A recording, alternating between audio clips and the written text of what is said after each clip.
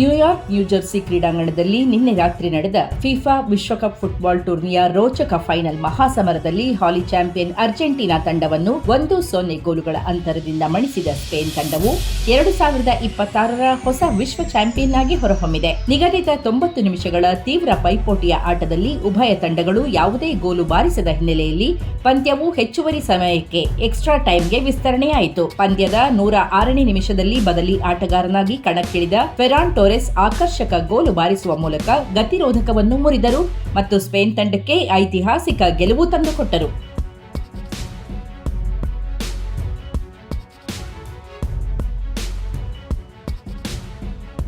ಈ ಗೆಲುವಿನೊಂದಿಗೆ ಸ್ಪೇನ್ ತನ್ನ 2ನೇ ಪುರುಷರ ಫಿಫಾ ವಿಶ್ವಕಪ್ ಪ್ರಶಸ್ತಿಯನ್ನು ಮುಡಿಗೇರಿಸಿಕೊಂಡಿದ್ದು 2010ರ ನಂತರ ಮೊದಲ ಬಾರಿಗೆ ಈ ಸಾಧನೆ ಮಾಡಿದೆ.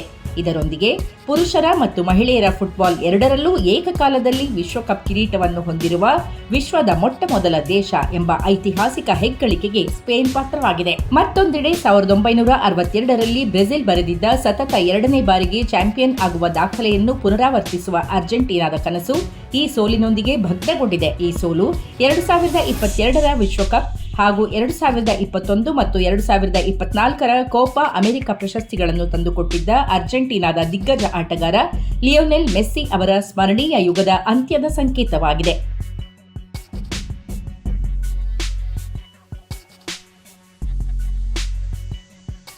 ಇನ್ನು ಗೆಲುವಿನ ಗೋಲು ಬಾರಿಸಿದ ಫೆರಾನ್ ಟೋರೆಸ್ ವಿಶ್ವಕಪ್ ಫೈನಲ್ನಲ್ಲಿ ಗೋಲು ಗಳಿಸಿದ ಇತಿಹಾಸದ 5ನೇ ಬದಲಿ ಆಟಗಾರ ಎನಿಸಿಕೊಂಡರು. 2014ರ ಫೈನಲ್ನಲ್ಲಿ ಅರ್ಜೆಂಟೀನಾ ವಿರುದ್ಧ ಜರ್ಮನಿಯ ಮಾರಿಯೋ ಗೋಟ್ಜೆ ನಂತರ ಈ ಸಾಧನೆ ಮಾಡಿದ ಮೊದಲ ಆಟಗಾರ ಇವರಾಗಿದ್ದಾರೆ. ಜೊತೆಗೆ 2010ರ ಫೈನಲ್ನಲ್ಲಿ ಆಂಡ್ರೆಸ್ ಇನಿಯೆಸ್ಟಾ ಅವರ ನಂತರ ವಿಶ್ವಕಪ್ ಫೈನಲ್ನಲ್ಲಿ ಗೋಲು ಬಾರಿಸಿದ ಬಾರ್ಸಿಲೋನಾ ಕ್ಲಬ್ನ 2ನೇ ಆಟಗಾರ ಎಂಬ ಕೀರ್ತಿಗೂ ಟೋರೆಸ್ ಪಾತ್ರರಾಗಿದ್ದಾರೆ.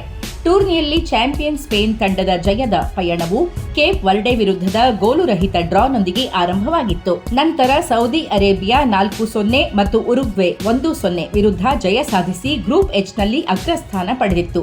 ಬಳಿಕ ರೌಂಡ್ ಆಫ್ 32ರಲ್ಲಿ ಆಸ್ಟ್ರಿಯಾವನ್ನು 3-0 ಅಂತರದಿಂದ, ರೌಂಡ್ ಆಫ್ 16ರಲ್ಲಿ ಪೋರ್ಚುಗಲ್ ಅನ್ನು 1-0 ಅಂತರದಿಂದ, ಕ್ವಾರ್ಟರ್ ಫೈನಲ್ನಲ್ಲಿ ಬೆಲ್ಜಿಯಂ ಅನ್ನು 2-1 ಅಂತರದಿಂದ ಹಾಗೂ ಸೆಮಿಫೈನಲ್ನಲ್ಲಿ ಫ್ರಾನ್ಸ್ ಅನ್ನು 2-0 ಗೋಲುಗಳಿಂದ ಮಣಿಸಿ ಪ್ರಶಸ್ತಿ ಸುತ್ತು ತಲುಪಿತ್ತು.